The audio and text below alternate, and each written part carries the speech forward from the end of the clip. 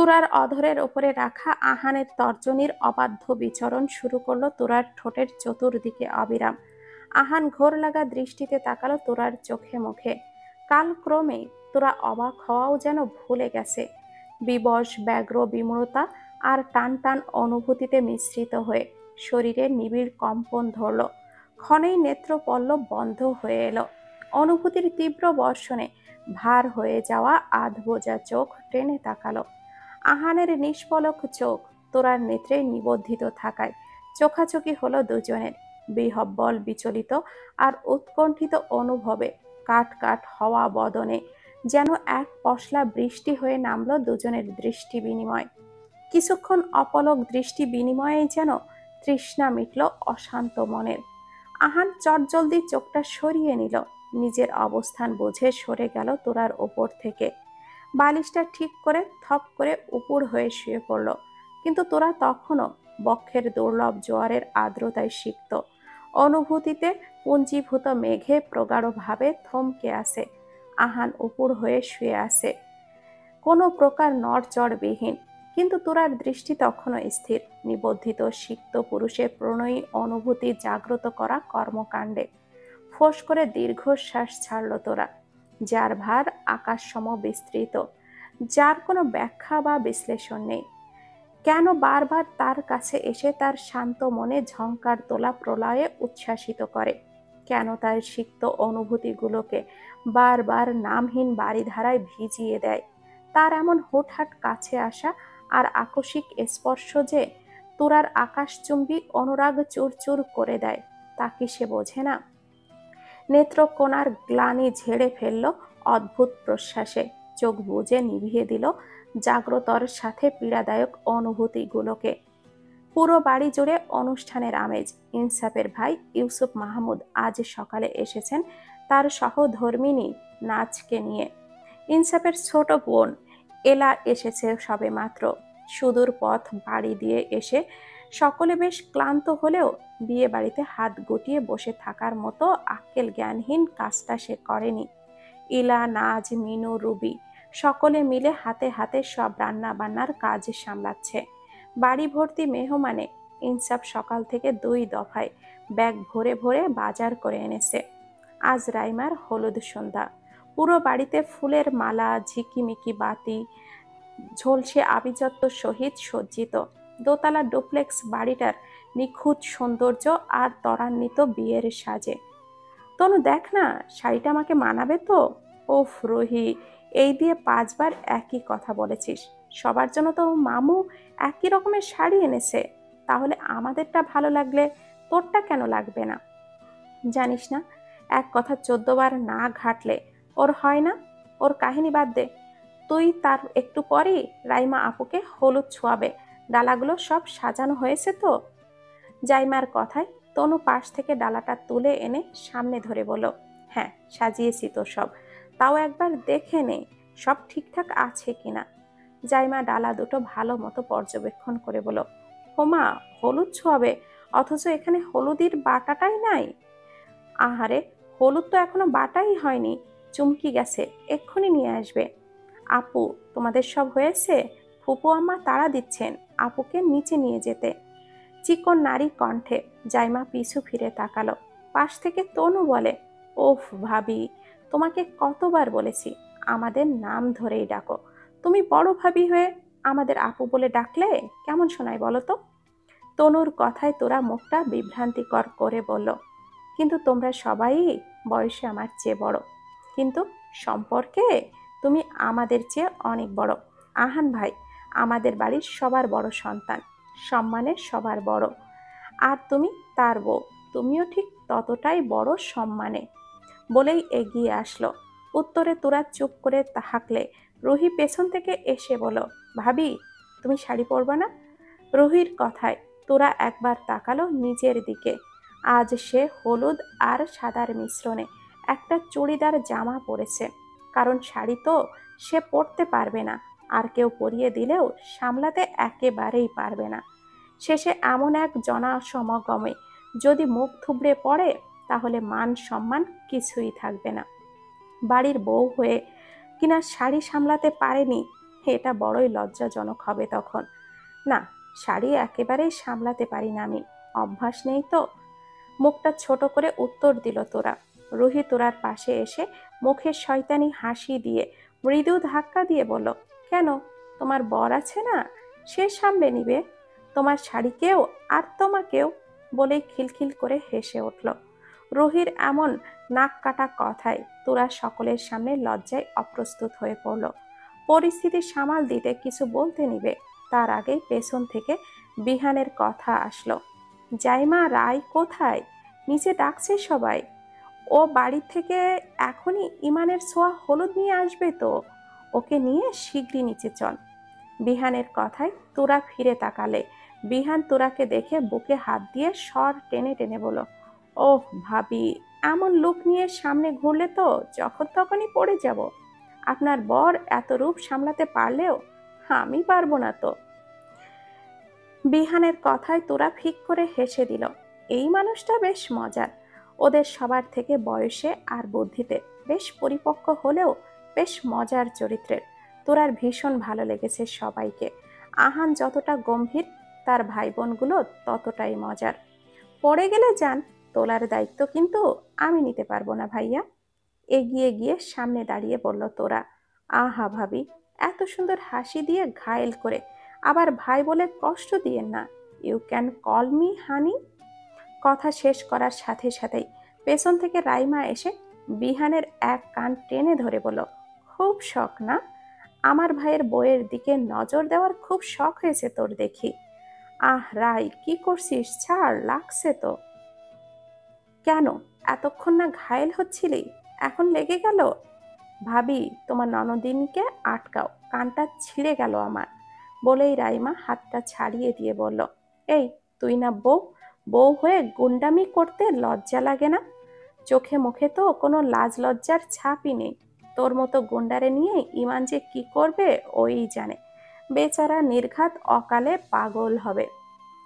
বিহানের কথায় রাইমা ঠাস করে একটা চাপ্পড় বসিয়ে দিল পিঠের ওপরে। বিহান সবাইকে আবারও নিচে যাওয়ার জন্য তাড়া দিয়ে নিচে গেল। রাইমাকে একটা কাঁচা হলুদের শাড়ি পরিয়ে, ফুলের গহনা পরিয়ে, হালকা সাজিয়ে নিচে নিয়ে যাওয়ার জন্য উদ্যত হলো সবাই। সবার পরনে হলুদ লাল মিশেলের শাড়ি। ইনসাফ মেয়েদের জন্য একই রকমের শাড়ি আনিয়েছে। তোরা না চাইতেও জাইমা আর তনু ওকে জোর করে পরিয়ে দিয়েছে শাড়ি। পরে তো নিল, কিন্তু এটা পরে হাঁটা চলা করবে কি করে? সাজগোজ শেষ করে সবাইকে নিচে পাঠিয়ে দিয়ে দুই হাতে দুটো ডালা নিয়ে ঘর থেকে বেরোলো তোরা। ওপর থেকে একবার নিচে তাকিয়ে দেখলো বসার ঘরটা প্রায় ফাঁকা। সবাই গেছে বাড়ির পেছনের ফাঁকা জায়গাটায়। ওখানেই রাইমার হলুদ ছোঁয়ানোর জন্য স্টেজ সাজানো হয়েছে। নিচের দিকে এক পলক চেয়ে দুটো ডালা হাতে নিয়ে সিঁড়ি বেয়ে নামতে লাগলো।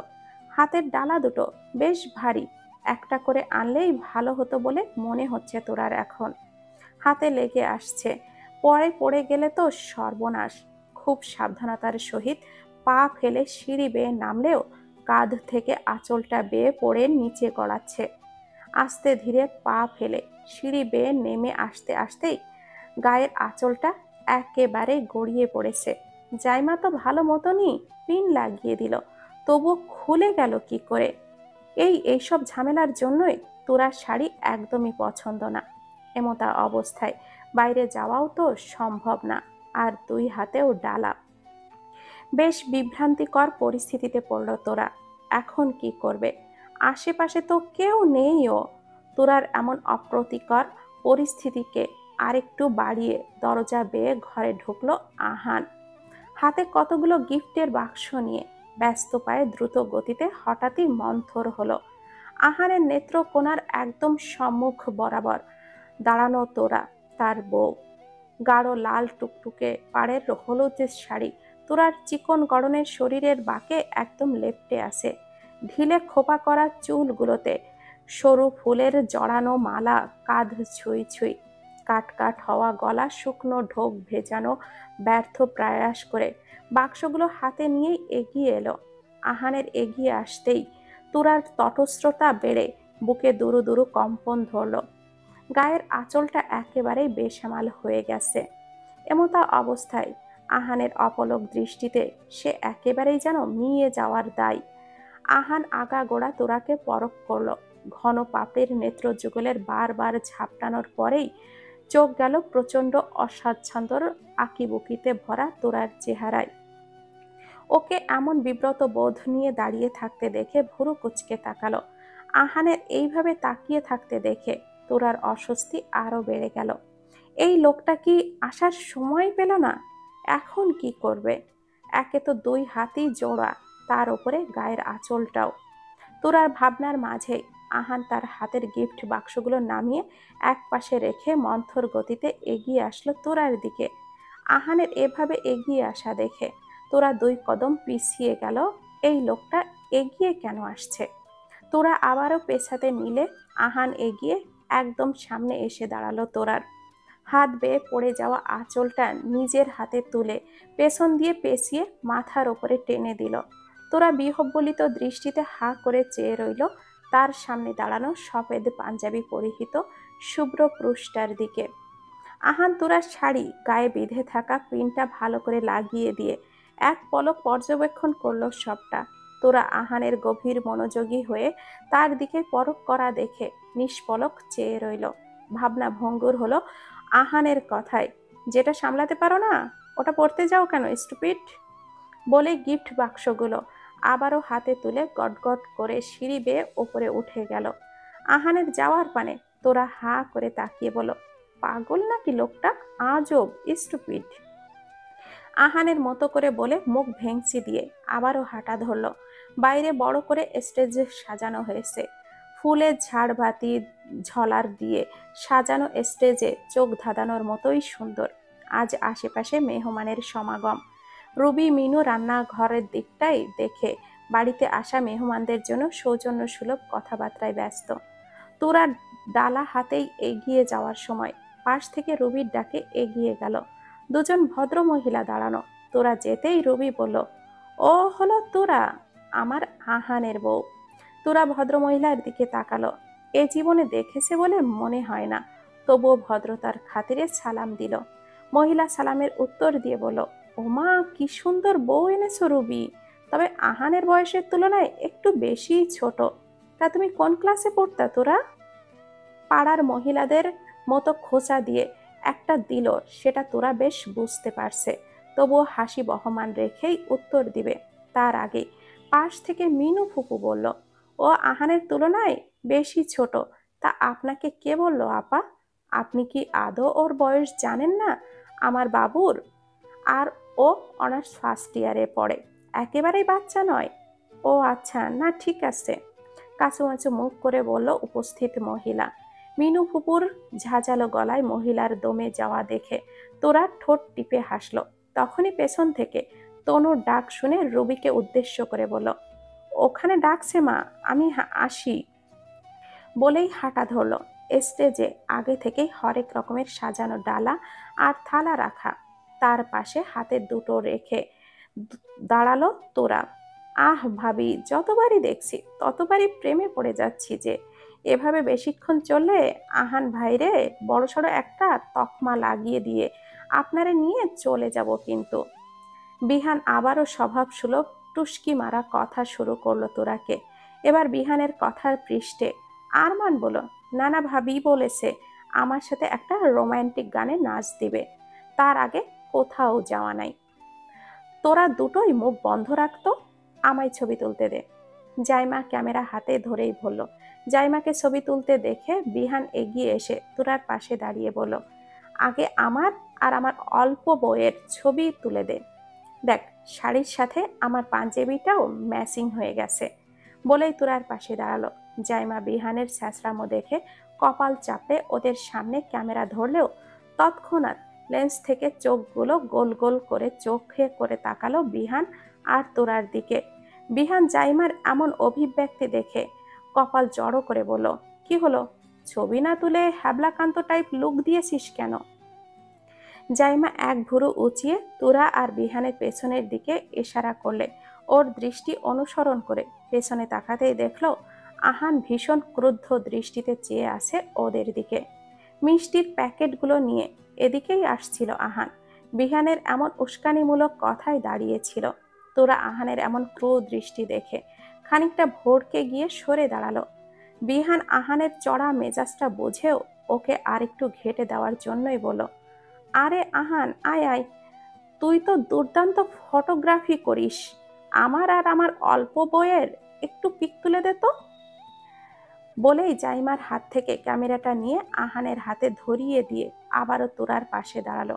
পাশ থেকে রুহি ভুরু কুচকে জিজ্ঞাসা করলো, কিন্তু অল্প বউ আবার কি? আরে দেবর হওয়ার খাতিরে আমারও হক আছে ভাবিকে বউ বলার, কিন্তু এই জলজ্জান্ত আপদটা তো আছেই অলরেডি ওর বর হয়ে, তাই পুরোপুরি বউ বানাতে পারছি না। দ্যাটস হোয়াই অল্প বউ। এখন তোদের প্যাচাল বাদ রাখ, আমারে সুন্দর করে কাপল পিক তুলতে দে।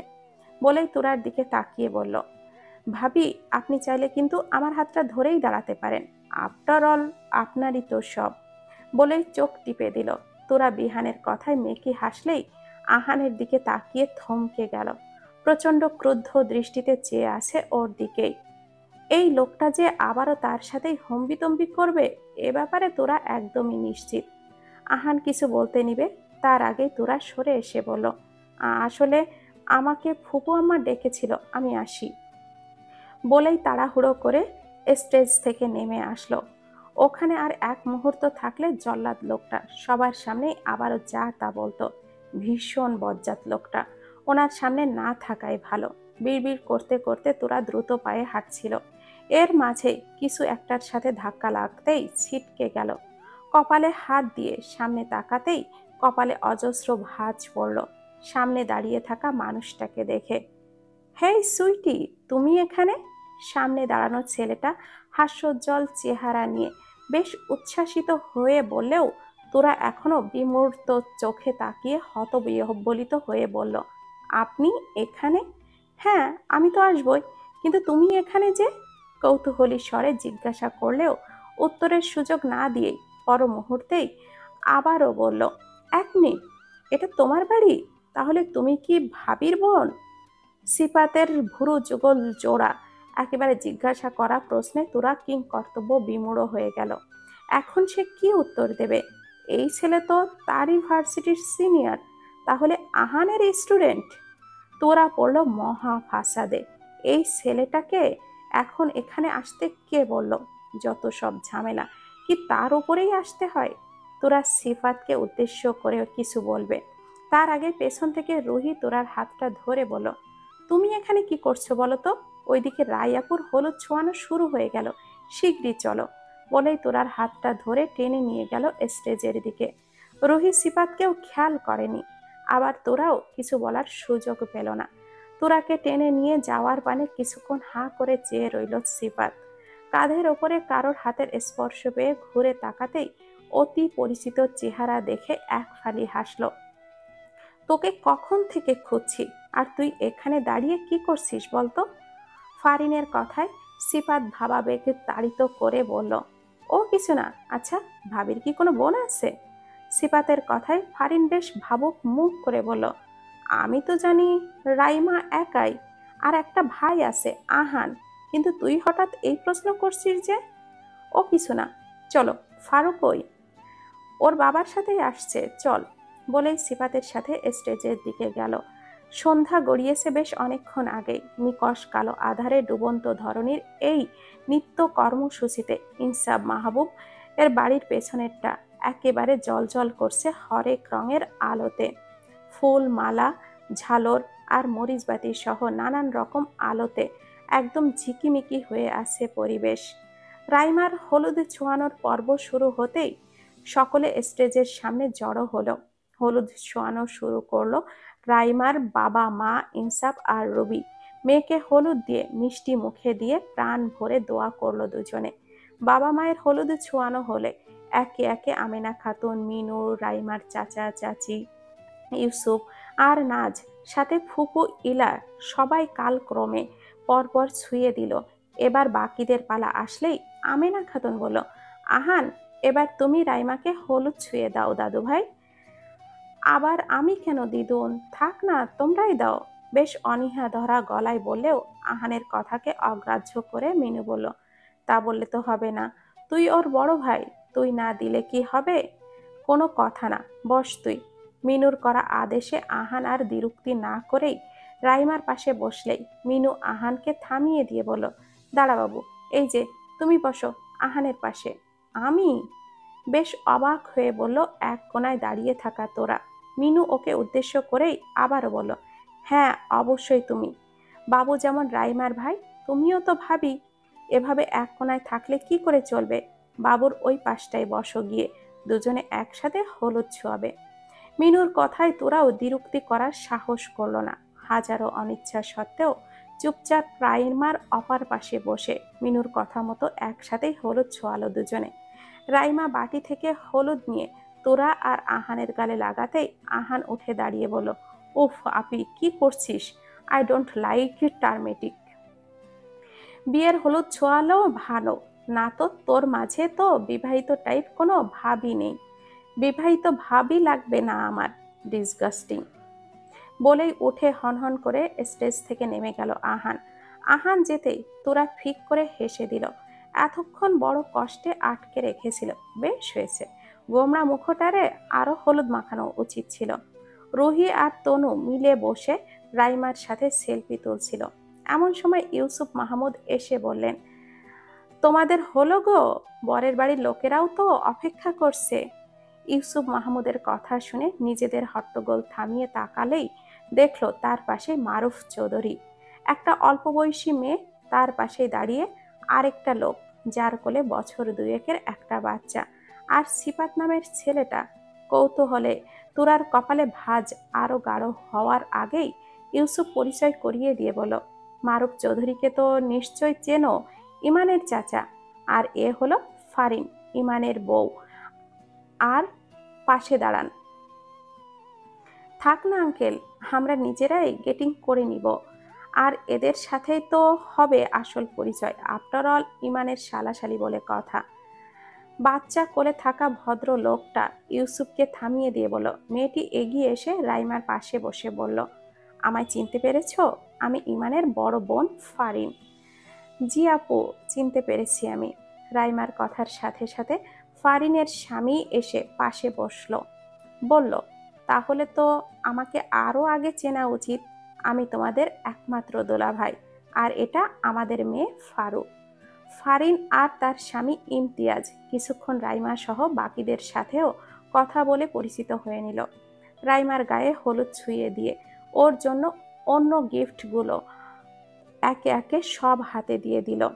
ওরা উঠতেই মারুফ চৌধুরী এসে রাইমার জন্য আনা গিফটগুলো রাখতেই পেছন থেকে আরো একটা কণ্ঠের কথা শোনা গেল, ভাবি স্মাইল প্লিজ। রাইমা তাকাতেই ফট করে একটা ছবি তুলে নিল সিফাত। মুখের হাসি আরো প্রসারিত করে এগিয়ে এসে বলল, ভাবি I am your one and only দেবর সিফাত। আপনার সাথে আমার আজই প্রথম পরিচয়। পরিচয় প্রথম হলেও আমি কিন্তু তোমাকে চিনি সিফাত, তাই না?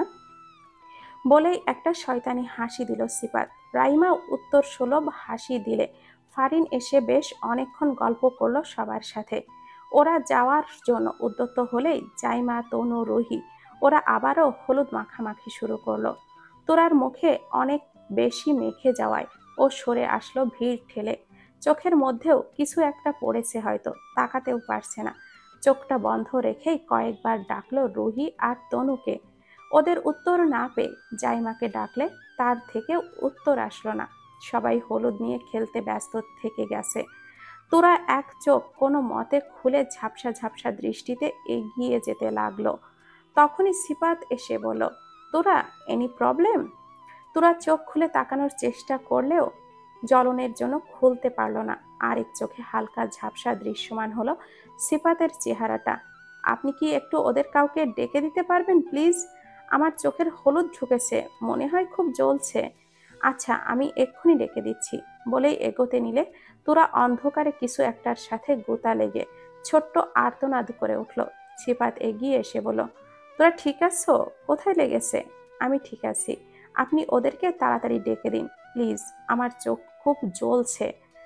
তোরার কথার সিফাত এদিকে ওদিকে তাকালে পাশের টেবিলের ওপরেই একটা পানির বোতল দেখে ছুটে গিয়ে সেটা এনে তোরাকে বলল, আমি পানি এনেছি, তুমি চোখে মুখে দাও। তোরা হাতে পাতলে সিপাত বোতলের মুখটা খুলে দিয়ে কয়েকবার চোখে মুখে ঝাপটা দেওয়ায় জ্বলনটা কমে আসে তোরার। টিপ টিপ করে চোখ খুলে তাকালে সিপাতের বিচলিত চেহারাটা স্পষ্ট হলো। এখন বেটার ফিল করছো? সিপাতের কথায় তোরা মৃদু ঘাড় নাড়িয়ে সম্মতি দিল। সিপাত তোরার গালের দিকে ইশারা করে কিছু একটা দেখালো। তোরা কিছু বুঝতে না পারলেই সিপাত হাত দিয়ে থামিয়ে পানির বোতলটা রেখে পকেট থেকে টিস্যুটা বের করে তোরার মুখে লেগে থাকা হলুদটা মুছে দিয়ে বলল, নাও পারফেক্ট। আরে বিহান, আমাকে নিয়ে যাচ্ছিস কোথায়? চুপ করে থাক, গেলেই দেখতে পাবি। হলুদ ছোঁয়ানো পর্ব শেষ হতেই ফারিন, মারুফ চৌধুরী সহ বাকিরা বিদায় নিতেই বিহান রাইমাকে নিয়ে এসেছে বাগানের দিকটায়। এই অন্ধকারে বাগানে কেন নিয়ে আসলো বিহান, রাইমা এটাই বুঝতে পারছে না। বাগানের এক কোনায় রাইমাকে দাঁড় করিয়ে বিহান বলল, তুই এখানে দাঁড়া, আমি আসছি। বলেই রাইমাকে কিছু বলার সুযোগ না দিয়েই হনহন করে বেরিয়ে গেল সেখান থেকে। এখন এই অন্ধকারে রাইমা একা কি করবে? এই বিহানটা পাগল হয়ে গেছে নাকি? মিনিট খানেক দাঁড়িয়ে থেকে রাইমা বিরক্ত হয়ে চলে যেতে নিলেই পেছন থেকে হাতে টান পড়ল। পেছন ফিরে তাকানোর আগেই কেউ এক টানে বুকের মাঝে ফেলল রাইমাকে। আকস্মিক আক্রমণে হতবাক হয়ে রাইমা কিছু বোঝার আগেই চেপে ধরল আগন্তুক। ভয়ে রাইমার হাত পা কম্পন ধরেছে। বাকরুদ্ধ হয়ে সরে আসতে নিলেই আরো চেপে ধরে ফিসফিসিয়ে বলল, ওহ, সরো কেন যাচ্ছ রাই? 2 বছর তৃষ্ণার্ত, 2 মিনিট তো বুকে থাকো। অন্ধকার বাগানে টিমটিমে আলো আসছে বাইরে থেকে, তার মাঝে আকস্মিক কারোর জাপটে ধরায় তোরা ভয় পেলেও হৃদয় শীতলকারী ভরাট কণ্ঠস্বরে এক মুহূর্তের জন্য থমকে গেল রাইমা। জমে বরফ হয়ে গেছে সারা শরীর। তার ভালোবাসা, তার এতদিনের অপেক্ষা, যার সাথে আজ রাত বাদে কাল বিয়ে, তাকে কিনা রাইমা এখনো সচক্ষে দেখতে পারেনি। 2 বছর কি কম? এতদিনে আসার সময় হলো? নিগাড় অভিমানে কপালে ভিজে গেল রাইমার। এতক্ষণে আসার সময় হলো, বলবে না সে কথা? ফট করে একটা ধাক্কা দিয়ে ইমানকে সরিয়ে চলে আসতে নিলে আবারও ইমান ওকে আটকে পেছন থেকে জড়িয়ে ধরল। কাঁধে থুতনি রেখে বলল, খুব অভিমান হয়েছে বউ পাখি, রাই পাখি।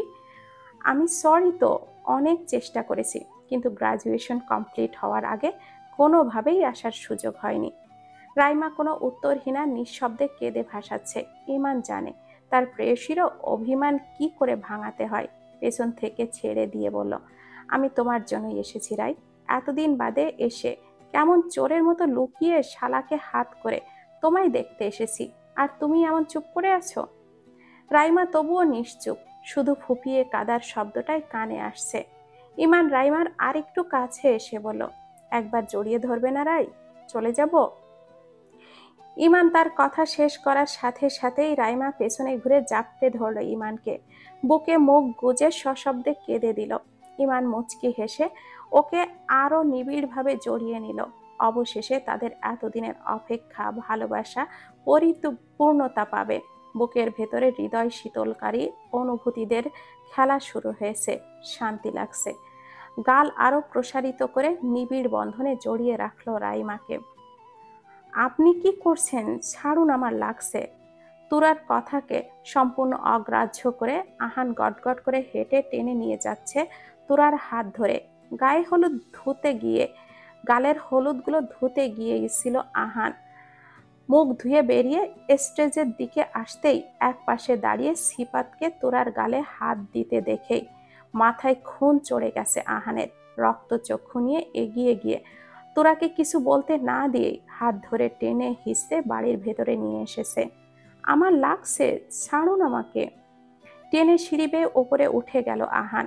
ঘরের মধ্যে এসে তোরাকে ছেড়ে ধড়াম করে দরজাটা বন্ধ করে দিল। ঘাড় ঘুরিয়ে তাকালো তোরার দিকে। তোরা আহানের ধরা জামায় হাত দিয়ে দেখলো লাল হয়ে গেছে, ব্যথায় চোখে পানি এসে গেছে তার। আহানের চোখের দিকে তাকাতেই তোরার শরীর জমে এলো।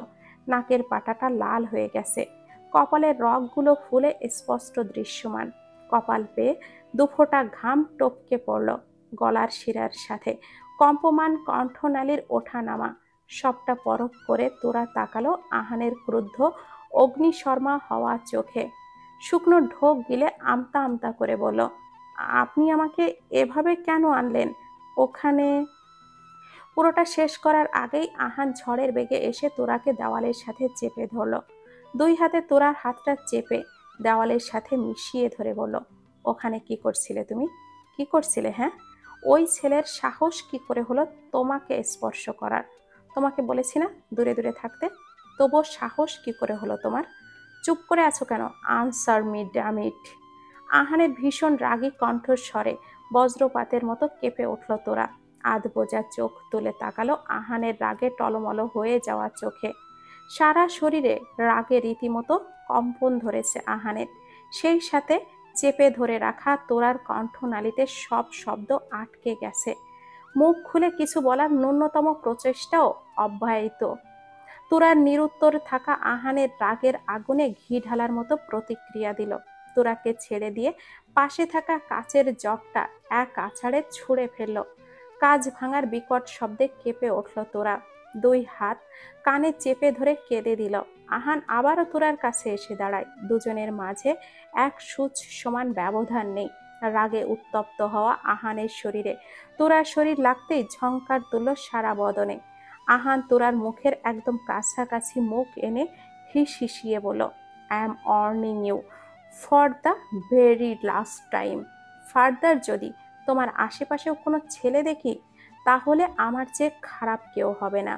অ্যান্ড আই মিন ইট। কথার সাথে উষ্ণ গরম নিঃশ্বাস তোরার সারা শরীরে আছড়ে পড়ল। কাপা কাপা ঠোঁটে কিছু বলতে যাবে, তার আগেই আহান ওকে ছেড়ে পা বাড়াতে নিলে পেছন থেকে আহানের হাতটা ধরে বলল, আমার কথাটা শুনুন আপনি।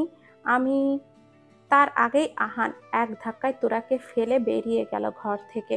আহানের যাওয়ার পানে চেয়ে তোরা সশব্দে কেঁদে দিল। উঠে দাঁড়িয়ে আবারও পা বাড়াতে নিলে পায়ের নিচে জগের ধ্বংসাবশেষ কাচের টুকরো বিঁধে ঢুকে গেল। মৃদু চিৎকার করে আর্তনাদ করে উঠল তোরা। এ কি ভাবি, তোমার পায়ে কি হয়েছে? বলেই ছুটে তোরার কাছে আসলো। তোরা এখনো মেঝেতে পড়ে আছে। অনেকক্ষণ ধরে তোরাকে না দেখতে পেয়ে রুহি ডাকতে এসেছিল ওকে। ঘরে ঢুকতেই দেখলো তোরা মেঝেতে বসে আছে, আর পা থেকে ফিনকি দিয়ে রক্ত বের হচ্ছে। দেখি, পাটা তো অনেকখানি কেটে গেছে ভাবি, কি করে হলো এসব? তুমি দাঁড়াও, আমি এক্ষুনি সবাইকে ডেকে আনছি। একদম কথাগুলো বলে উঠতে নিলেই তোরা রুহির হাতটা ধরে বলল, থাক রুহি, সবাই ভীষণ ব্যস্ত, এসবের মাঝে এই কথা বলে বিব্রত করার দরকার নেই। রাইমা আপু শুনলেই ব্যস্ত হয়ে পড়বে। কিন্তু এভাবে তো তোমাকে থাকতে দিতে পারবো না ভাবি, অনেক রক্ত বেরোচ্ছে। রুহির কথায় তোরা খানিক দম নিল।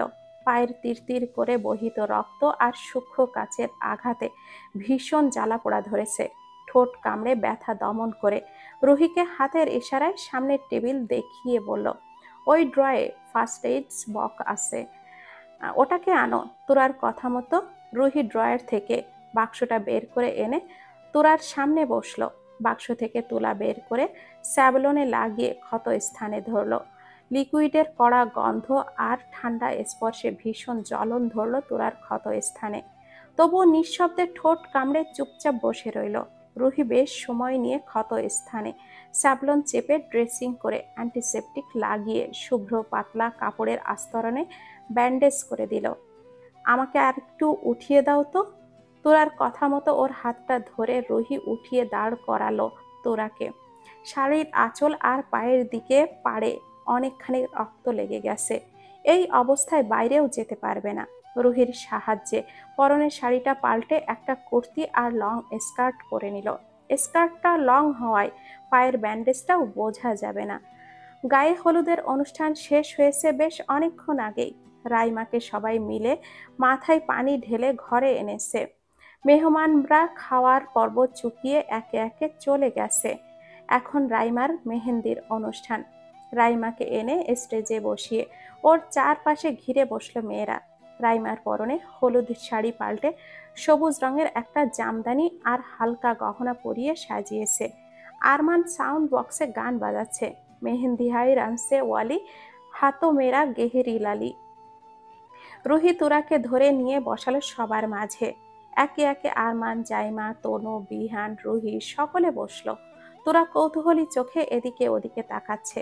তোরাকে এভাবে বেচাইন হয়ে কিছু খুঁজতে দেখে বিহান টুসকি মেরে বলল, এদিকে ওদিকে কি খুঁজছো অল্প বউ?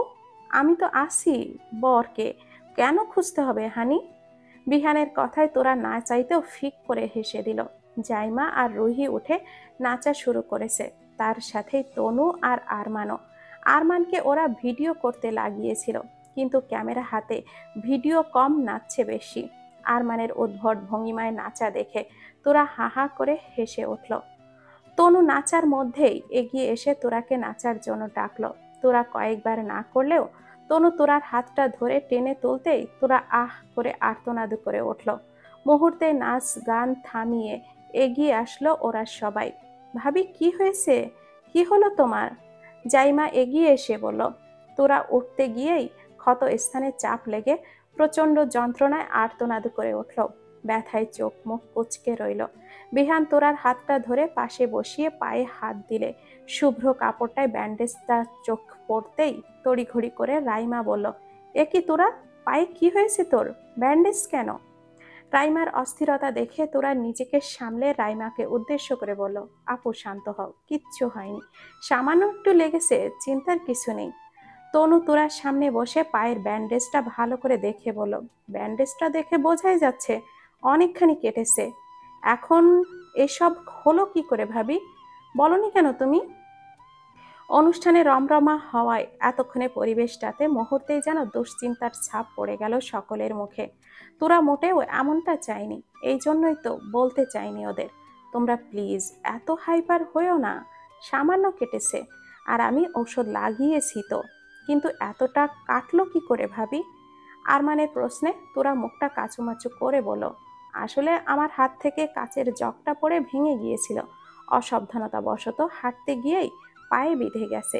কি যে করিস না তোরা, একটু সাবধানে চলবি না? কাছে কেটেছে, ব্যথাও হবে খুব। মা অথবা ফুপু শুনলে কত চিন্তা করবে বলতো? রাইমার কথায় তোরা ওর হাত ধরে বলল, তুমি প্লিজ মা কিংবা ফুপু আম্মাকে এসব বলো না, ওনাদের শুধু শুধু চিন্তিত করতে চাই না আমি।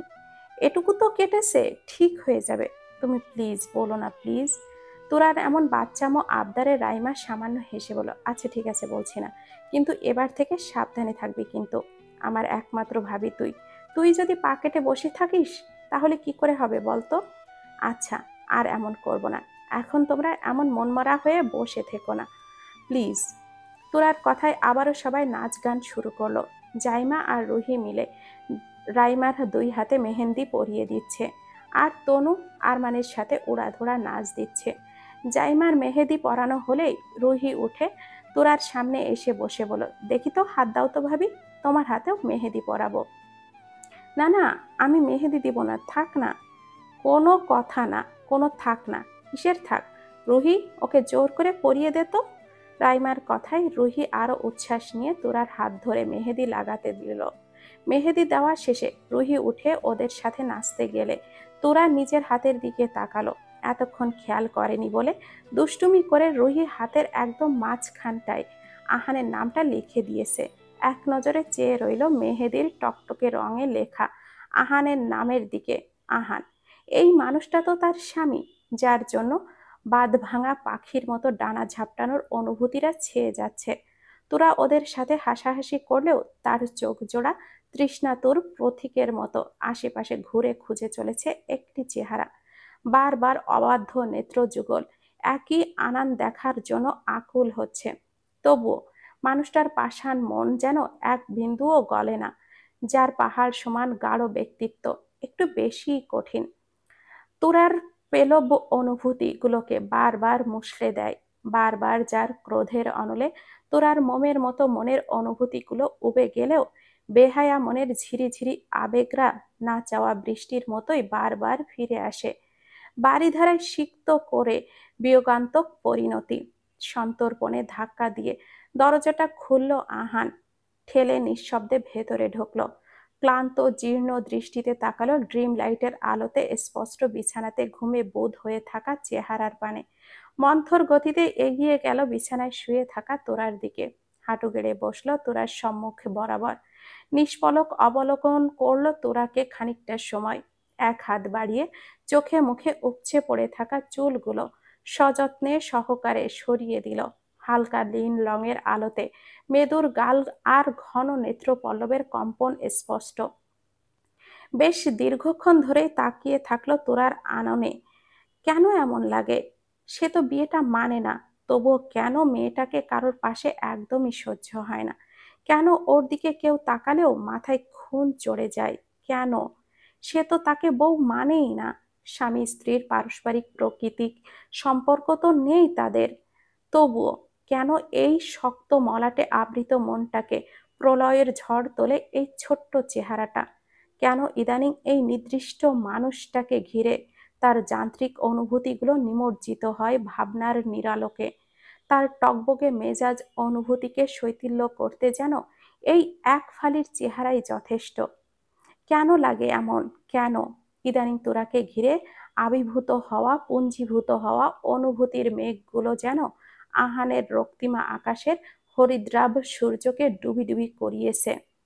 ভাবনার মাঝেই চোখ গেল মেহেদি রাঙা তোরার হাতের দিকে, যার ওপরে পৃষ্ঠে বড় বড় অক্ষরে আহান শব্দটি লেখা। আনমনেই মুচকে হাসলো আহান। পরেক্ষণেই মনে হলো নামটা তো তারই, কিন্তু তোরার হাতে লেখা নামে তো তার কোনো প্রভাব বা অধিকার নেই। তোরা তো নিজেই স্বামীর নাম লিখেছে, তার নিজ হাতে, যে স্বামীর ওপরে তার পূর্ণ হক আছে, অধিকার আছে। আবছা আলোয় ঘরটা জুড়ে নিদারুণ নিব্রততা। তোরার নিঃশ্বাসের শব্দ আহানের কানে ঢেউয়ের মতো আছড়ে পড়ছে। দ্বিধাদ্বন্দ্বিত হাত এগিয়ে বাড়ালো তোরার দিকে, ছুঁয়ে দিল রেশমের মতো নরম কপল আর কম্পমান অধর যুগল। তড়িৎ গতিতে ঈষৎ কেঁপে উঠল আহান। ঘামে লিপ্ত শরীরটাতেও রন্ধ্রে রন্ধ্রে বয়ে গেল শিহরণ। তৈলাক্ত চেহারায় চিকচিকে নাক আর ঘুমের ঘোরে কামড়ে রাখা ঠোঁট দেখে হঠাৎই আহানের মতো নিষিদ্ধ ইচ্ছেরা মাথা চাড়া দিয়ে উঠল। দপদপ করে উঠল শিরা উপশিরায়, প্রবল জোয়ার বয়ে গেল। দ্রুত চোখটা বন্ধ করে ফেলল। নিজেকে নিজেরই ধিক্কার দিতে ইচ্ছে করলো আহানের। তার প্রখর ব্যক্তিত্বে যেন কলঙ্ক লেগে যাচ্ছে। মনের বেহায়াপনা বেড়েই চলেছে দিনকে দিন। স্বচ্ছ চরিত্রের প্রতিচ্ছবি ধূলিসাৎ করে বক্ষ পিঞ্জরের অবাধ অনুভূতিরা তাকে ব্যাপক বিড়ম্বনায় ফেলেছে ইদানিং। পায়ের ঠান্ডা শীতল স্পর্শ পেয়ে ঘুম হালকা হয়ে এলো তোরার। স্পর্শটা গাঢ় থেকে গাঢ়তর হতেই পায়ের গোড়ালির দিকটাতে তরতর করে জ্বলন ধরল। চোখ খুলে উঠে বসলো তোরা। পাটা টান দিতে নিলেই তালুতে রাখা বলিষ্ঠ হাতের স্পর্শ আরো শক্ত করে চেপে ধরে আহান বলল, একদম নড়াচড়া করবে না, ঔষধ লাগাতে দাও। ভরাট কণ্ঠস্বরে অতিমাত্রায় শীতলতায় তোরা জমে গেল। আকস্মিক ঘুম ভাঙার ঘোরের মধ্যে থাকলেও আবছা আলোতে সামনে বসে থাকা আহানকে দেখে তা তড়িৎ গতিতে সরে তার জায়গায় ছেয়ে গেল একরাশ অস্থিরতা। সাথে একীভূত হলো নাম না জানা অভিমানের পাহাড়। এতক্ষণ কোথায় ছিল লোকটা? যখন ফেলে চলে গেল তখন চিন্তা হয়নি, এখন কেন এসেছে? লাগবে না ঔষধ লাগানো?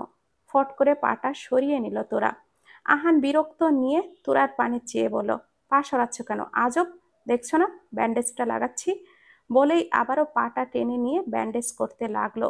তোরা পাটা টেনে গুটিয়ে নিল।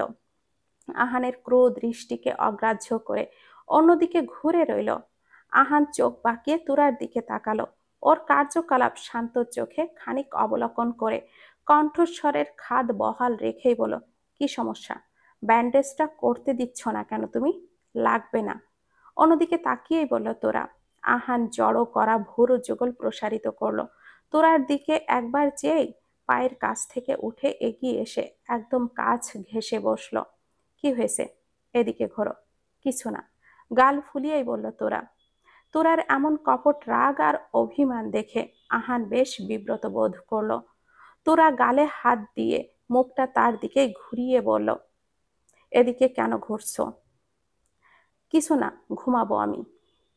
বলেই তোরা থপ করে শুয়ে পড়ল। আহান এবার বেশ ক্রুদ্ধ হলো। মেয়েটাকে তাকে ইগনোর করলো, আবার ব্যান্ডেজও করতে দিল না। তখন তো শুধু শুধু বকেনি, কেন হাত দিল ছেলেটা ওর গালে? তা না হলে তো সে এত রাগ করতো না, আর নাইবা এত কিছু হতো। তোরা এদিকে ফেরো। তবুও কোনো না, রাগ করলো না তোরা, ঠাই শুয়ে রইল ওপাশ করে। আহান এবার এক ঝটকায় তোরাকে টেনে নিজের দিকে ফেরালো। দুই হাত তোরার দুই পাশে দিয়ে ঝুঁকে বলল, এদিকে ফিরতে বলিনি? কথা কানে যায় না? ব্যান্ডেজটা কেন করতে দিচ্ছ না? একে তো অভিমানে বুকটা ভার হয়ে আছে, তার উপরে আহানের এমন কাট কাট কথায় তোরার সব বাঁধ ভেঙে গেল। ধরে আসা গলায় বলল, কেন ঘুরবো? কার দিকে ঘুরবো? লাগবে না আমার ব্যান্ডেজ। যখন কেটেছিল তখন তো দেখতে আসেননি, এখন কি দরকার? লাগবে না কারোর দয়া আমার। কথার সাথে দুই চোখ ছাপিয়ে অশ্রু জল বাঁধ ভেঙে গড়িয়ে পড়ল। তোরার নিজের ওপরই রাগ হলো। কেন সে কাঁদলো? কাঁদতে চায়নি তো। এমন পাষাণ মানুষের সামনে সে কিছুতেই আর কাঁদতে চায়নি। কিছুতেই লোকটার সাথে কথা বলবে না। আবারও অন্যদিকে ফিরতে গেলেই আহান ওর দুই বাহু চেপে ধরে বলল, আমি দয়া দেখাচ্ছি? দয়া না তো কি? আমি কে, যার জন্য চিন্তা হবে আপনার? বউ তো মানেন না, তবুও ঘরে থাকতে দিয়েছেন, এটাই তো অনেক।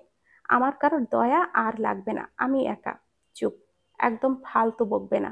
বেশি কথা শিখে গেছো তুমি, তাই না? কি যাতা বলছো? একটা কথা কান খুলে শুনে রাখো, দয়া হোক আর মায়া, অধিকার হোক আর অনধিকার চর্চাই হোক, সবটাই আমি করব। শুধুমাত্র এই আহানি করবে। যদি কোনো ছেলে ভুলেও ছোঁয়ার চেষ্টা করে তো মেরে ফেলবো। কেন?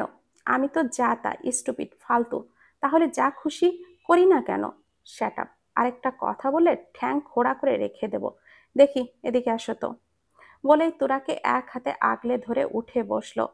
এক হাতে তোরার দুই চোখ পানি মুছে দিয়ে পাটা টান করে আধ সম্পূর্ণ করা ব্যান্ডেজটা ভালো করে লাগিয়ে দিল। তোরা নাক টেনে ভেজা ভেজা দৃষ্টিতে আহানের দিকে তাকালো। আহান তোরার দিকে তাকালে দুজনের চোখাচোখি হয়ে গেল। তোরাকে আহান এক হাতে নিজের বুকে চেপে রেখেছে, যার দরুন দুজনের মধ্যবর্তী দূরত্ব নিতান্তই কিয়ত পরিমাণ। আহানের উষ্ণ নিঃশ্বাস আর গায়ের পুরুষালী ঘ্রাণ দুটোই ভীষণ কড়াভাবে ভেদ করছে তোরার নাসান্দ্রে। তোরার অপলক চেয়ে থাকার মাঝেই আহান তর্জনী উঠিয়ে মুখে লেপ্টে থাকা চুলগুলো সরিয়ে দিয়ে শুইয়ে দিল তোরাকে। এক হাতে তোরার পিঠের নিচে দিয়ে আরেক হাত পাশে রেখেই ঝুঁকেই রইল ওর মুখের ওপরে। বিরতিহীন অপলক চেয়ে আলতো হাতে স্পর্শ করলো তোরার গাল। একটু আগেও কেমন বাচ্চাদের মতো করে কাঁদছিল মেয়েটা। কান্নার দাপটে লাল হয়ে যাওয়া নাক, গাল, কান খুঁটিয়ে খুঁটিয়ে দেখতে লাগলো আহান। নজর গিয়ে ঠেকলো তোরার ফুলিয়ে রাখা ওষ্ঠের খুব গভীরে। দৃষ্টি সরাতে অক্ষম হলো আহান। আবারও আবারও একইভাবে অনুভূতিগুলো বাঁধ ছাড়া হলো। গণ্ডিতে আগলে রাখা তীব্র বাসনাগুলো মাথা চাড়া দিয়ে উঠতেই ওঠা পড়া চাহিদাগুলো তাকে গ্রাস করে ফেলেছে। কিন্তু তোরার দিকে চোখ যেতেই দেখলো ঘুমন্ত তোরার মায়াবী মুখখানায়। এইটুকু সময়ে মেয়েটা ঘুমিয়ে গেছে। ঘুমন্ত চেহারা দেখে অদ্ভুত নিগড়তম মায়া চেপে ধরলো আহানকে। আদুরে ওষ্ঠদয় ওর ছোঁয়া হলো না। নিজেকে বহু কষ্টে সংযত করলো আহান। রয়ে শয়ে তপ্ত নিঃশ্বাসের সাথে নিজের অবাধ্য বাসনাকেও ঝেড়ে ফেললো। ইনসাফ মাহবুবের বাড়িতে আজ বিয়ের আমেজ। রাইমা আর ইমানের বিয়ে। মাহবুব বাড়িতে বিয়ের আয়োজনে রমরমা। সকাল থেকেই সবাই যার যার কাজে ব্যস্ত। কারোর দুই দণ্ড বসার জো নেই। এসবের মাঝেও তোরা ঠাই বিছানায় দুই পা ভাঁজ করে বসে আছে। নিচে যাওয়া তো দূর, মাটিতে পা রাখাও নিষেধ। নিষেধাজ্ঞাটা অবশ্য গণ্যমান্য বজ্জাত বরটাই দিয়েছে। সবাই কত কত কাজ করছে, অথচ তোরা একা ঘরের মধ্যে বসে আছে বিরক্তি আর আলসেমিতে। তোরার ঝিম ধরে আসছে। এভাবে বসে থাকতে আর ভাল লাগে? একটু তো কেটেছে, এই নিয়ে এমন 7 দফা জারি করার কি আছে? লোকটাকে তো আর সাধে বজ্জাত বলে না তোরা। সকালবেলা উঠে ব্যথাযুক্ত পাটা নিয়ে খুঁড়িয়ে খুঁড়িয়ে হেঁটে ওয়াশরুমে গিয়ে ফ্রেশ হয়ে বেরোতেই আহানের ঝাড়ি শুনতে হয়েছে সে নাকি সবকিছুতেই পাকনামি করে। আরে তো সকালে ফ্রেশ হয়ে উঠেই এটাকে পাকনামি কি আছে? হ্যাঁ, আজব। তোরা কিছু বলতে নিবে তার আগেই 2 কদম ওকে বসিয়ে ঘর থেকে বেরিয়ে গেছে আহান। আর যাওয়ার আগে বারবার বলে গেছে বিছানা থেকে যেন না নামে। এখন বাড়িতে বিয়ে আজ, সবাই কাজে দম ফেলার সুযোগ নেই, আর সে কিনা বসে বসে ঝিমোচ্ছে। আহান বের হওয়ার মিনিট খানেকের মাঝেই রুবি আর মিনু ফুপু এসেছিল। রুবি অল্প কিছু সময় বললেও মিনু ফুপু আচ্ছা মতো বকেছে তোরাকে। এত বড় একটা ঘটনা ঘটলো, আর সে কিনা কাউকে জানানোর প্রয়োজন মনে করলো না। অসাবধানতা বশত আরো বড় কিছু তো হতে পারতো। একা একাই বসে বিড়বিড়াচ্ছে তোরা। মনে মনে আহানকে হাজারবার ভর্ৎসনা করছে। সব দোষ লোকটাকে। কে বলেছিল মা আর ফুপুকে বলতে? এসব বসে থাকতে কার ভাল লাগে? পাটা সামান্য ঘুরিয়ে ক্ষত স্থানটা পরখ করে দেখলো তোরা। একেবারেও ভুল করেনি সে। কালকের তুলনায় আজকের ব্যথাটা অনেকটাই বেড়েছে। কাটা স্থানটা গোড়ালি হওয়ায় পাও ফেলতে যন্ত্রণায় টনটন করছে। বসে থেকে থেকে গলা শুকিয়ে এলো তোরার। পাশে টেবিলের পানির জগটা রাখা। এক হাত বাড়িয়ে নিতে গেলেও খানিকটা দূরে হওয়ার নাগাল পেল না। এক পা নামিয়ে হাতে ভর দিয়ে উঠতে নিলেই দরজার সামনে আহানকে আসতে দেখে ধপ করে আগের জায়গায় বসে পড়ল। আহান কতগুলো মিষ্টির প্যাকেট নিয়ে ঘরে ঢুকতেই তোরার দিকে লক্ষ্য করে ওকে অপ্রস্তুতভাবে বসে থাকতে দেখে আর চোখে তাকালো। আহানকে তাকাতে দেখে তোরা মেকি একটা হাসি দিল। আহান মিষ্টির প্যাকেটগুলো রাখতে রাখতে বলল, এভাবে বাদরের মতো দাঁত কেলাচ্ছ কেন? মুহূর্তে তোরার মেকি হাসি দেওয়া মুখখানা চুপসে গেল। কত বড় বজ্জাত হলে এভাবে অপমান করতে পারে ভাবা যায়। চোখের সামনে আস্ত উগান্ডা আসলে তো বাদরের মতোই দাঁত কেলাবো, বিড়বিড়িয়ে বলল তোরা। আহান প্যাকেটগুলো সাজিয়ে রেখে তোরার দিকে ফিরে তাকালো। দুই হাত মাজায় রেখে বলল, এসব বাদরামি বাদ দাও। এসে থেকে একটার পর একটা অঘটন ঘটিয়ে যাচ্ছ। তোমার সাথে থাকলে কোন দিন আমাকেই স্বর্গবাসী করে দিবে। তোরার আহানের কথায় ভুরু কুচকালেও পর মুহূর্তে মেকি হেসে ভঙ্গিমা করে বলল, ওগো, আপনি এমন অশুভ কথা মুখেও আনবেন না গো। আপনি স্বর্গে গেলে আমার কি হবে?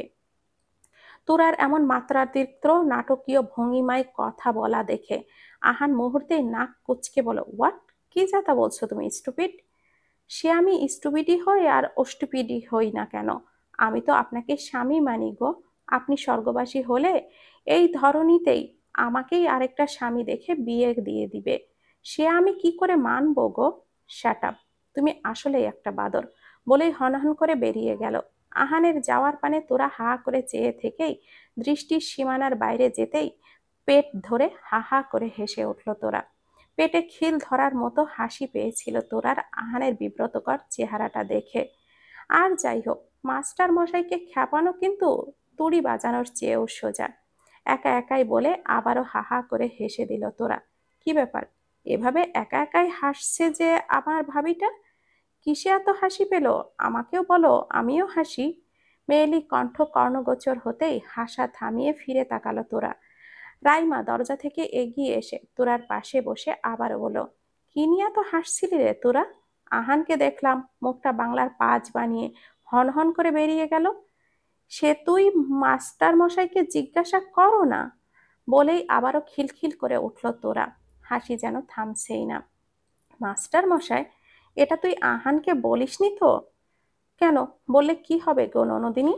তোরা বেশ রসিকতা করে টুস্কি মেরে কথা বলল রাইমাকে। এ না না, তাহলে কিন্তু আহান ফায়ার হয়ে যাবে। এই মাস্টার মশাই ডাকটা ও একেবারেই পছন্দ করে না, বললেই খেপে যাবে। তাহলে কিন্তু তোমার ভাইকে এটাই বলবো আমি। তুই কিন্তু দিনকে দিন ভারী দুষ্ট হচ্ছিস। রাইমার কথায় পৃষ্ঠে তোরা কিছু বলবে তার আগেই তনু আর রুহি হুড়মুড়িয়ে ঢুকলো ঘরের ভেতরে। এসে রুহি রাইমার সামনে দাঁড়িয়ে বলল, এই তোমাকে আমি কত জায়গায় খুঁজে বেড়াচ্ছি, আর তুমি এখানে বসে বসে ভাবির সাথে গল্প জুড়েছো? তাই তো, কয়টা বাজে দেখেছো? গোসল কখন করবে তুমি? পার্লার থেকে লোক এলো বলে। তনু রাইমার হাতটা ধরে বলল। রাইমা ওঠার বদলে শটান হয়ে বিছানায় শুয়ে পড়ল। উফ, এই বিয়ে করা এত ঝামেলা কেন বলতো? এত কাহিনী ভাল লাগছে না তো। রুহি রাইমার পাশে কাত হয়ে আধশোয়া হয়ে বলল, তাহলে তোমার হয়ে বিয়েটা আমি করে ফেলি, কি বলো আপু? এখানেও বাড়ি থেকে বিয়ে টিয়ে দিচ্ছে না, তার উপরে তোমার বরকে কিন্তু আমার হেব্বি পছন্দ হয়েছে। তাই না, খুব শক্ত বিয়ে করার? বলেই কান টেনে ধরলো রাইমা। রুহি এক হাতে কান ছাড়িয়ে নিয়ে বলল, তুমিই তো বলে বিয়ে করা ঝামেলা, তাই তো তোদের দুটোকে পাঠালাম রাইকে ডেকে আনতে, আর তোরা কিনা বসে গল্প জুড়েছিস। মাঝবয়সী হাস্যোজ্জ্বল চেহারায় দাঁড়িয়ে দরজার সামনে। নারীর কণ্ঠ কর্ণগোচর হতেই উঠে বসলো রাইমা আর রুহি। তনু সরে দাঁড়াতেই ঘরে প্রবেশ করলো আহানের ফুপু ইলা বেগম। ও মা, আমি তো আপুকেই ডাকতে এসেছি। ওই তো বলেছে এসব বিয়ের ঝামেলা নাকি ওর ভাল লাগছে না। বলি আমাকেও বিয়ে দিয়ে দাও না, ইমান ভাইয়ের সাথে আপুর বদলে। চুপ কর। এই তোরা সবগুলো খুব বদমাশ হয়েছিস। যা, শিগগিরই রাইকে নিয়ে যা, বেলা হয়ে যাচ্ছে তো। ইলার কথা মতো রুহি আর তনু রাইমাকে নিয়ে যাওয়ার জন্য উদ্যত হতেই ইলা বেগম আবারও বলল, শোন, প্রেমা এসেছে ওর বাবার সাথে। প্রেমা নামটা শুনে তনু আর রুহি মুখ জুড়ে কালো আধার নেমে আসলো। রাইমাও বেশ বিরক্ত বোধ করলো বোধহয় নামটা শুনে। হোয়াট? ওই ন্যাকাটা আবার কেন এসেছে? এসব কেমন কথা? ও আসবে না কেন? ও তো তোদের বোনই হয়। প্লিজ মা, ওই ন্যাকাটার কথা বাদ দাও। এবার না জানি কি নাটক শুরু করে। বলেই তোরার দিকে এক পলক তাকালো তনু। তারপর আবারও ওরা বেরিয়ে গেল। ওরা বেরোতেই ইলা বেগম তোরার পানে চেয়ে চমৎকার হাসি দিল। ইলা বেগমও তার ভাই ইনসাফের মতোই নরম স্বভাবের। তোরার পাশে বসে মমতাময়ী স্পর্শে মাথায় হাত রেখে বলো, পায়ের ব্যথা কমছে মা? জি ফুপু আম্মা, কমেছে। ইস, কি মিষ্টি তুমি। এত সুন্দর করেই তো রাই আর আহান ওকে ডাকে আমায়। প্রশংসার প্রত্যুত্তরে গাল এলিয়ে হাসলো তোরা। পরেক্ষণে কৌতূহলী হয়ে জিজ্ঞাসা করলো, প্রেমা কে ফুপু আম্মা? ওরা এমন বিরক্ত কেন হচ্ছিল ওর নাম শুনে? প্রেমা আহানের বাবার দুঃসম্পর্কের ভাইয়ের মেয়ে। সিলেটের বাড়িতে আমাদের পাশের ওদের বাড়ি। তাই তোমার শ্বশুরের সাথে প্রেমার বাবা রাইহানের বেশ ভালো সম্পর্ক। ঠোঁট গোল করে ওহ বলে উত্তর দিল তোরা। পরেক্ষণেই ইলার হাত ধরে বলল, ফুপু আম্মা, আমাকে একটু নিচে নিয়ে চলুন না। এভাবে বসে থাকতে একদমই ভালো লাগছে না। পায়ে তো অল্প ব্যথা, একটু ধরলেই হবে, কিচ্ছু হবে না আমার। তোরার এমন বাচ্চামো আবদার ইলা ফেলতে পারলো না। এক হাতে তোরাকে ধরে ঘরের বাইরে আনলো। সিঁড়ি বেয়ে নিচে নামতে গেলেই সামনে চোখ যেতেই থমকে গেল তোরা। মুখ জুড়ে কালো আধার নামলো সামনের দৃশ্য দেখে। ড্রয়িং রুমে আহান দাঁড়িয়ে আর তাকে জড়িয়ে ধরে রেখেছে একটা মেয়ে। আহান তাকে না ধরলেও মেয়েটা একেবারে চিপকে আছে ওর সাথে। থমথমে মুখ করে তোরা সিঁড়ি বেয়ে নেমে এলো। মেয়েটাকে আহান নিজে থেকে ছাড়িয়ে নিলেও আহানের গালে হাত রেখে বলল, Ahaan, WhatsApp, I missed you. কেমন আছো? কতদিন পর দেখা হলো বলো তো। আহান বেশ বিব্রত বোধ করলো। এভাবে লোকজনের ভেতরে জড়িয়ে ধরাকে কেউই ভালো চোখে দেখবে না। তোরা রীতিমতো ফুঁসছে। মেয়েটার এসব লীলাকাণ্ড দেখে গাটা জ্বলছে। কোথা থেকে উড়ে এসে জুড়ে বসলো এই পেতনি। তোরার ভাবনার মাঝেই জাইমা ওর পাশে এসে দাঁড়িয়ে খোঁচা দিয়ে বলল, এইটা হলো প্রেমা, রাইহান আঙ্কেলের মেয়ে। এই প্রেমাই আবার আহান ভাইকে দেখলে একটু বেশি প্রেম উথলে পড়ে।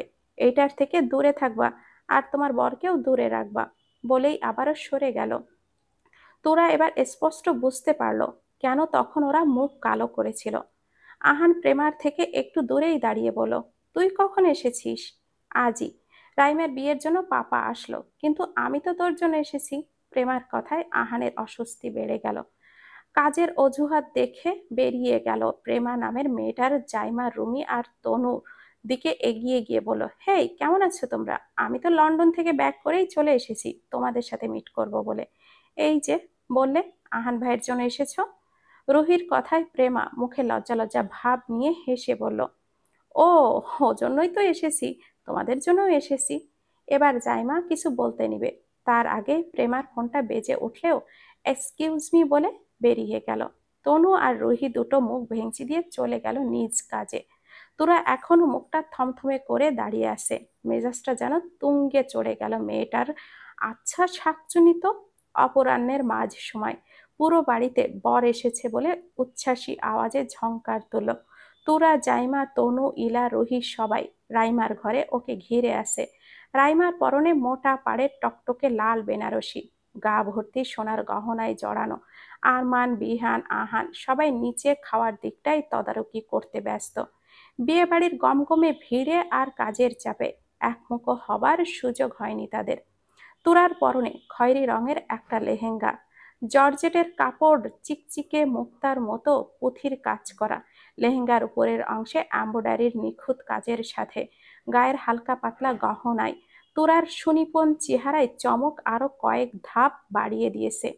টকটকে রঙে, ঠোঁটের ওপরে প্রলেপ দেওয়া, আধ খোপা করা চুলে পাথর ক্লিপ বসানো। পার্লারের লোকেরা রাইমার সাথে তনু, জাইমা আর রুহিকেও সাজিয়েছে, আর ওদের জোড়াজুড়িতেও তোরাও বাধ্য হয়ে সেজেছে। তার নিজেরও মন্দ লাগছে না। নির্বিঘ্নে শেষ হলো রাইমা আর ইমানের বিয়ে। বিদায়ের সময় সবাইকে জড়িয়ে ধরে কেঁদেছে রাইমা। ইমান থামাতে গেলেও ফারিন থামিয়ে দেয়। সে নিজেও তো মেয়ে, তাই এই মুহূর্তে একটা মেয়ে কতটা আবেগ বশীভূত থাকে সেটা তারও ঢের জানা আছে। বিদায় বেলা মা, বাবা, তোরা সকলের কাছে বিদায় নিয়ে আহানের সামনে যেতেই কান্নার বেগ আরো বেড়ে যায় রাইমার। একমাত্র ভাই তার বড় আদরের। ছোট থেকেই একসাথে মানুষ। আহানের পড়াশোনার প্রেক্ষাপট ছাড়া কখনো আলাদা থাকতে হয়নি তাদের। বোনের বিদায়ে আহানের নিজেরও শত কষ্ট পেলেও প্রকাশ করে না। নিজ হাতে ধরে গাড়িতে উঠিয়ে দেয় রাইমাকে। শুধু ইমানের হাতটা ধরে বলেছিল, আমার বোনটা আজ থেকে আপনার জিম্মায়, ওকে দেখে রাখবেন, আর কোনো দিনও যেন ওকে কাঁদতে না হয়। এই প্রেক্ষিতে ইমানও প্রাপ্তির হাসি হেসে আহানের হাতটা আরো শক্ত করে ধরে বলেছে, তোমাদের বোন আর আমি বউ করে নিয়ে যাচ্ছি, আমার সাধ্য মতো রানী করে রাখবো ইনশাল্লাহ। সকলের দোয়া আর ভালোবাসা নিয়ে বিদায় হলো রাইমা আর ইমান, সাথে আসা মেহমান।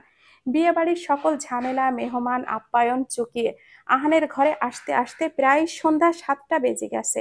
ইনসাফ, ইউসুফ, তার মা, ফুপি, চাচি সকলেই আগেই এসেছে। অনুষ্ঠানে ভরা রমরমা পরিবেশ। এখনো অনেকটা ঠান্ডা। বাড়িতে এখন লোকজন বলতেই তারা নিজেরাই। আর প্রেমার বাবা রাইহান চলে গেলেও প্রেমা এখানে কয়েকদিন থাকবে বলে রয়ে গেছে। প্রেমা আর আহান প্রায় সমবয়সী, একে কলেজে থেকে পড়লেও গ্রাজুয়েশনের জন্য ভিন্ন দেশে ছিল দুজন। প্রেমার বাবার ব্যবসায়িক কারণে বিদেশেই বেশি থাকা হয়, সেজন্য ওর মধ্যে পশ্চিমা সংস্কৃতির প্রভাব বেশি। জড়িয়ে ধরা, হ্যান্ডশেক, গায়ে পড়া এসব ওদের কাছেই বেশ স্বাভাবিক হলেও এখানকার সবাই আর চোখে দেখবে এটাই স্বাভাবিক। ড্রয়িং রুমে আপাতত ফাঁকা। কাজ সেরে বড়রা ঘরে বিশ্রাম নিচ্ছে, আর আরমান, বিহান সহ মেয়েরা সবাই ছাদে বসেছে আড্ডার আসরে। আহান ঘর্মাক্ত শরীরে সোজা ঘরে গিয়ে শাওয়ার নিয়ে ফ্রেশ হয়েই বেরোলো। অ্যাসিডাস আর একটা নেভি ব্লু শার্ট আর ধূসর বর্ণের ট্রাউজার পরে ছাদের দিকে হাঁটা দিল। রূপালী পূর্ণ থালার আকৃতির চাঁদের আলোয় চিকচিক করছে আশপাশ। দক্ষিণা বাতাস আর চাঁদের নরম আলোতে মাদুর পেতে বসেছে সবাই ছাদে। সবার পরনে এখনো আগের পোশাক। বিয়ের পর্ব চুকিয়ে সন্ধ্যার পরেই সবাই বসেছে আড্ডার আসরে। তোরা সবার সাথে হাসাহাসি করলেও আহানের আগমনে চুপ করে গেল। আহান এসে বসতেই কোথা থেকে প্রেমা এসে ওর গা ঘেঁষে বসে পড়ল। তোরা চোখ মুখ কুঁচকে নিতেই রুহি পাশ থেকে ফিসফিসিয়ে বলল, দেখো তো ভাবি, তখন ডাকলাম, বলল আমার এসব বোরিং গসিপ ভাল লাগে না, আর ভাই আসতেই কেমন চিপকে গেল। তোরা নিজেও বেশ বিরক্ত মেয়েটার উপরে। ওর পোশাক দেখেই তো গা জ্বলে যাচ্ছে তোরার। একে তো পাতলা মশারির মতো শাড়ি জড়িয়েছে গায়ে, তার উপরে ব্লাউজটার হাতাটাও একদম চিকন ফেতার। বলি ওইটুকু আর ঢাকার দরকারই বা কি ছিল। তবুও চুপচাপ গাল ফুলিয়ে বসে রইল তোরা। আড্ডার সাথে কোল্ড ড্রিঙ্কস আর স্ন্যাক্স এনেছে সকলে। প্লেট থেকে একটা ফ্রাই তুলে মুখে নিতেই প্রেমার কাশি শুরু হয়ে গেল। This is too much spicy, water water please বলেই বসে থেকেই লাফানো শুরু করলো প্রেমা। আহান সামনে থেকে পানির গ্লাসটা তুলে ওর সামনে ধরতেই প্রেমা আহানের হাত সহ গ্লাসটা চেপে ধরে ঢকঢক করে গিলে ফেলল। Thank you so much Ahan. প্রেমার ঢং দেখে তোরার মনে হলো বোতলের সব সসগুলো মুখে ঢেলে দিয়ে বলতে সো মাচ স্পাইসি, কিন্তু তা তো করা যাবে না। রাগে অসহ্য হয়ে ধপ করে উঠে দাঁড়ালো তোরা। কি হলো ভাবি? জাইমার কথায় তোরা মুখ ভার করে বলল, আমার খুব ক্লান্ত লাগছে, ঘুমাতে যাই। আচ্ছা ঠিক আছে, তোমার পায়ের ব্যথাটাও তো পুরোপুরি সারেনি, চলো। বলে বাকিরাও উঠে দাঁড়ালো। মেজাজ দেখিয়ে জোরে সোরে তোরা এক পা ফেলতে গোড়ালিতে লেগে ব্যথায় মৃদু আর্তনাদ করলেই আহান এসে ওকে ধরে বলল, আমি সাহায্য করছি। তোরা এক ঝটকায় আহানের হাতটা ছাড়িয়ে নিয়ে বলল, ইটস ওকে, থ্যাংক ইউ। টেনে টেনে কথাটা বলেই রুহির দিকে তাকিয়ে বলল, তুমি কি আমায় একটু ধরে ঘর পর্যন্ত দিয়ে যেতে পারবে? রুহিও তোরার কথা মতো ওকে ধরে এনে ঘরে দিয়ে গেল। একে তো মেজাজ তুঙ্গে চড়ে আসে, তার উপরে এই ভারী লেহেঙ্গা পরে গরমে যা তা অবস্থা। এটা এক্ষুনি পাল্টানো দরকার। ব্যাগ থেকে একটা পাতলা জামা বের করে নিয়ে ওয়াশরুমে ঢুকে ধপ করে দরজাটা লাগিয়ে দিল।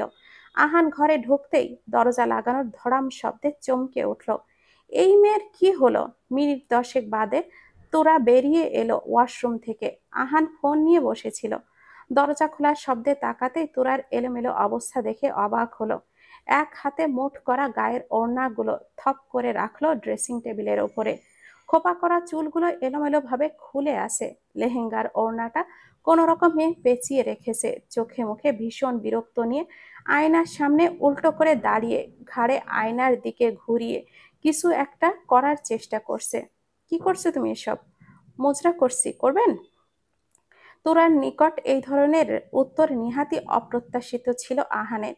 হঠাৎ এমন রণচণ্ডী হওয়ার কারণটা কিছুতেই বোধগম্য হলো না। তোরাও যে ব্লাউজের হুকটা খোলার চেষ্টা করছে অনেকক্ষণ ধরে, এইটা এবার স্পষ্ট বুঝতে পারলো আহান। উঠে গিয়ে তোরার পেছনে দাঁড়িয়ে বলল, দেখি পেছনে ঘোরো। তোরাও থতমত খেয়ে আহানের দিকে তাকালো। নিজের অবস্থাটা পরখ করেই এবার হুঁশ ফিরল। এতক্ষণ তো রাগের বশে ধুপধাপ করে বেরিয়ে আসলেও কিন্তু জলজ্যান্ত মানুষটা যে বসে আছে সে খেয়াল তার হয়নি। কিন্তু সে কেন পিছু ফিরবে? সে কি করবে লোকটা? কি বললাম শুনতে পাওনি? পিছে ঘোরো বলে তোরার অপেক্ষা না করেই ওর দুই বাহু পেছনে ঘুরিয়ে দিল। তোরা এখনো ব্লাউজের পেছনে হাত দিয়ে রেখেছে। আহান তোরার হাতটা ধরে নামিয়ে দিল। ব্লাউজের ফিতায় এক টান দিতেই খুলে গেল ফিতা। সাথে সাথেই ফর্সা ফিটটা উন্মুক্ত হলো।